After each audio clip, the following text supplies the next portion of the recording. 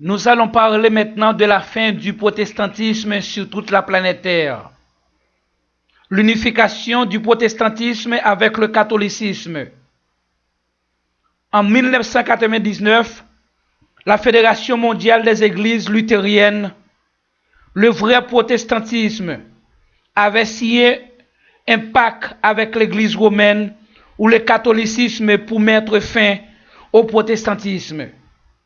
5 ans plus tard, l'église méthodiste le rejoignir.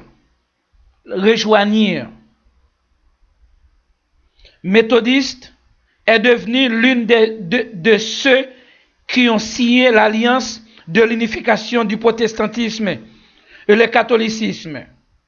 Et finalement, en 2014, le nouveau pape François, à travers d'un des évêques de l'Assemblée épiscopale, sous le nom de Tommy Palmer, a soumis les charismatiques ou les pentecostales et les évangéliques devant la doctrine obligatoire et universelle de la mondialisation ou l'unification des 33 000 dénominations religieuses à une seule religion mondiale. Toutes les 33 000 dénominations mondiales maintenant portent un seul nom, l'Église catholique universelle. On a mis la fin à la doctrine en vue de commencer l'ère de l'unification mondiale des églises. S'il n'y a pas de doctrine, il n'y a pas aussi de prédication de l'évangile. Il n'y a pas aussi la prédication de l'évangile.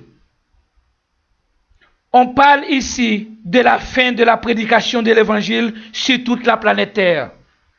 L'évêque Tommy Palmer a mis le défunt Tommy Palmer, ami personnel du pape, et envoyé par le Vatican pour servir comme médiateur entre le pape et les pasteurs protestants, charismatiques ou pentecostales et évangéliques du monde, ou entre l'Assemblée catholique romaine et le protestantisme, a déclaré ouvertement dans une conférence mondiale des leaders charismatiques, pentecostales et évangéliques que celui qui n'accepte pas la réconciliation protestante avec sa mère catholique romaine ou sa racine, cette personne ne croit non plus en Christ.